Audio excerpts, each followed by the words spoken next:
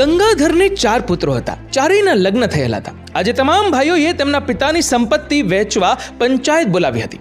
સરપંચે કહ્યું, ગંગાધરજી, તમારા 4 પુત્રો ઈચ્છે છે કે તમારી મિલકત 4 ભાગમાં વહેંચાય અને તમને વારાફરતી દરેક પુત્ર 3 મહિના રાખશે.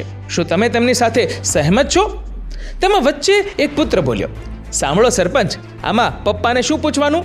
અમે 4 ભાઈઓ 3 મહિના માટે તેમને સાથે રાખવા તૈયાર તો છીએ. તમારે તેમની સંપત્તિના ભાગ પાડી દો ને 4.